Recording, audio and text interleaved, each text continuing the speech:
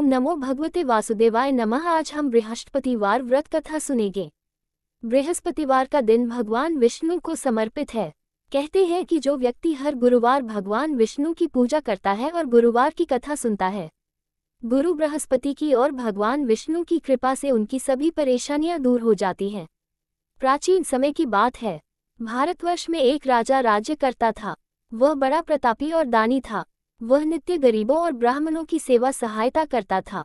वह प्रतिदिन मंदिर में भगवान दर्शन करने जाता था, लेकिन ये बात उसकी रानी को अच्छी नहीं लगती थी।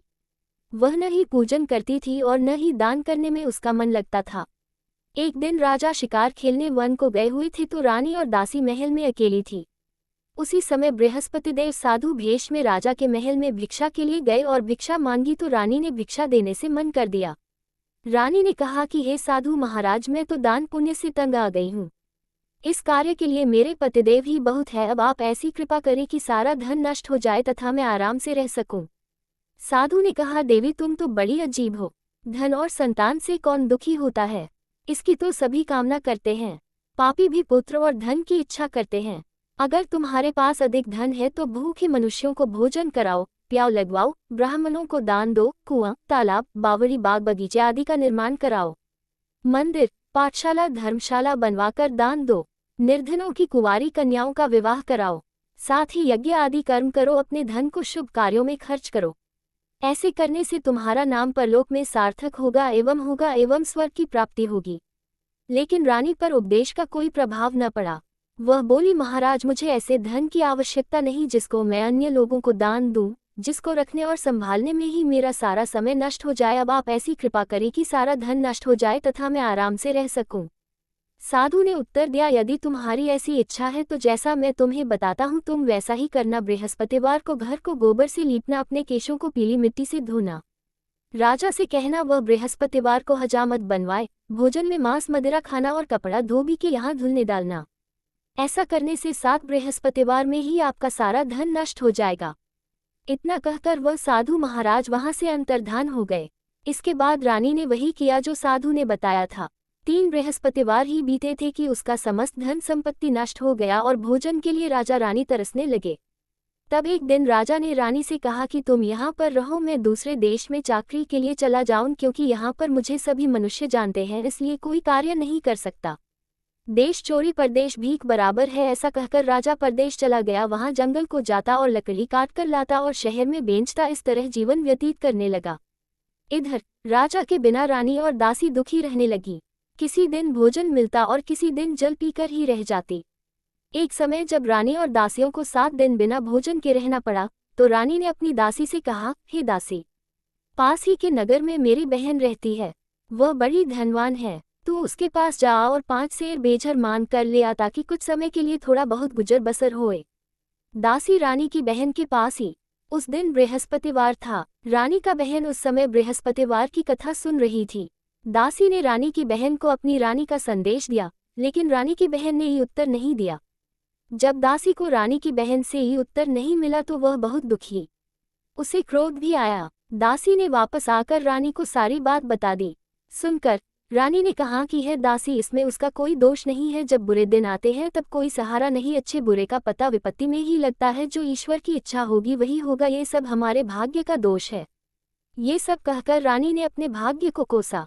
उधर रानी की बहन ने सोचा कि मेरी बहन की दासी ही थी, लेकिन मैं उससे नहीं बोली, इससे वह बहुत दुखी ही होगी।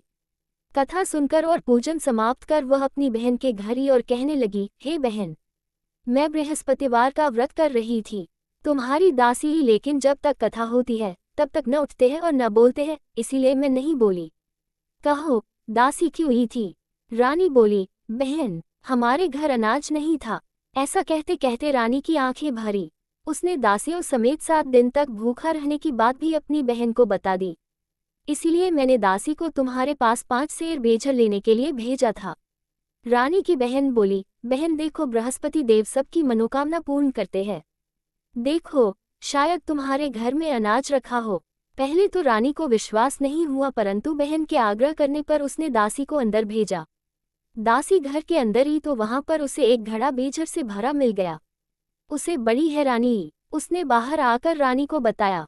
दासी रानी से कहने लगी, हे रानी, जब हमको भोजन नहीं मिलता तो हम व्रत ही तो करते हैं, इसलिए क्यों न इनसे व्रत और कथा की विधि पूछी जाए, हम भी व्रत किया करेंगे। दासी के कहने पर रानी ने अपनी बहन से बृहस्पति व्रत के बारे में पूछा। उसकी बहन ने बताया, बृहस्पतिवार के व्रत में चने की दाल, गुड़ और मुनक्का से विष्णु भगवान का केले के वृक्ष की जड़ में पूजन करें तथा दीपक जलाएं और कथा सुने। उस दिन एक ही समय भोजन करें, भोजन में पीले खाद्य पदार्थ का सेवन जरूर करें। इससे गुरु भगवान प्रसन्न होते हैं, अन्न, पुत्र और धन का वरदान देते हैं, साथ ही सभी मनोकामनाएं पूर्ण करते हैं। व्रत और पूजन की विधि बताकर रानी की बहन अपने घर लौटी। रानी और दासी दोनों ने निश्चय किया कि बृहस्पति देव भगवान का पूजन जरूर करेंगे। 7 रोज बाद जब बृहस्पतिवार आया तो उन्होंने व्रत रखा। घुड़साल में जाकर चना और गुड़ बीनी तथा उसकी दाल से केले की जड़ तथा विष्णु भगवान का पूजन किया। अब पीला भोजन कहाँ से? दोनों बड़ी दुखी, परंतु उन्होंने व्रत किया था इसलिए बृहस्पति देव भगवान प्रसन्न थे। एक साधारण व्यक्ति के रूप में वे 2 थालों में पीला भोजन लेकर आए और दासी को देकर बोले, हे दासी, ये भोजन तुम्हारे और तुम्हारी रानी के लिए है, इसे तुम दोनों ग्रहण करना। दासी भोजन पाकर बहुत प्रसन्न हुई। उसने रानी से कहा, चलो रानी जी भोजन कर लो, परंतु रानी को भोजन आने के बारे में कुछ भी नहीं पता था, इसलिए उसने कहा कि जा तू ही भोजन कर, क्योंकि तू व्यर्थ में हमारी हंसी उड़ाती है। तब दासी ने कहा, एक व्यक्ति भोजन दे गया है। तब रानी ने कहा, वह व्यक्ति तेरे लिए ही भोजन दे गया है, तू ही भोजन कर। तब दासी ने कहा, वह व्यक्ति हम दोनों के लिए 2 थालों में सुंदर पीला भोजन दे गया है, इसलिए मैं और आप दोनों ही साथ साथ भोजन करेंगे। ये सुनकर रानी बहुत प्रसन्न हुई और दोनों ने गुरु भगवान को नमस्कार कर भोजन किया। उसके बाद से वे प्रत्येक बृहस्पतिवार को गुरु भगवान का व्रत और पूजन करने लगी। बृहस्पति भगवान की कृपा से उनके पास धन हो गया, लेकिन रानी फिर पहले की तरह आलस्य करने लगी। तब दासी बोली, देखो रानी, तुम पहले भी इस प्रकार आलस्य करती थी, तुम्हें धन के रखने में कष्ट होता था, इस कारण सभी धन नष्ट हो गया। अब गुरु भगवान की कृपा से धन मिला है तो फिर तुम्हें आलस्य होता है। बड़ी मुसीबतों के बाद हमने ये धन पाया है, इसलिए हमें दान पुण्य करना चाहिए। अब तुम भूखे मनुष्यों को भोजन कराओ, प्याव लगवाओ, ब्राह्मणों को दान दो, कुआं, तालाब, बावड़ी और बाग बगीचे आदि का निर्माण कराओ, मंदिर, पाठशाला और धर्मशाला बनवा कर दान दो, निर्धनों की कुंवारी कन्याओं का विवाह कराओ, साथ ही यज्ञ आदि कर्म करो, अपने धन को शुभ कार्यों में खर्च करो, जिससे तुम्हारे कुल का यश बढ़े और स्वर्ग प्राप्त हो और पितर प्रसन्न हो।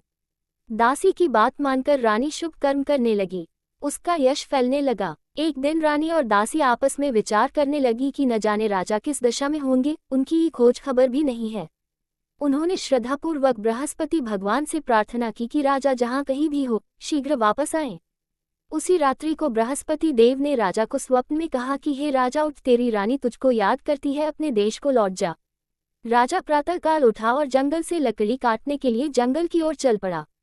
जंगल से गुजरते हुए विचार करने लगा कि रानी की गलती से उसे कितने दुख भोगने पड़े। राजपाट छोड़कर जंगल में आकर रहना पड़ा, जंगल से लकड़ी काटकर शहर में बेचकर गुजारा करना पड़ा और अपनी दशा को याद करके व्याकुल होने लगा। उसी समय राजा के पास बृहस्पति देव साधु के वेश में आकर बोले, हे लकड़हारे, तुम इस सुनसान जंगल में किस चिंता में बैठे हो, मुझे हो। ये सुन राजा के नेत्रों में जल भर आया। साधु की वंदना कर राजा ने अपनी संपूर्ण कहानी सुना दी। महात्मा दयालु होते हैं। वे राजा से बोले, हे राजा, तुम्हारी पत्नी ने बृहस्पति देव के प्रति अपराध किया था, जिसके कारण तुम्हारी ये दशाई। अब तुम चिंता मत करो, भगवान तुम्हें पहले से अधिक धन देंगे। देखो, तुम्हारी पत्नी ने बृहस्पतिवार का व्रत शुरू कर दिया है।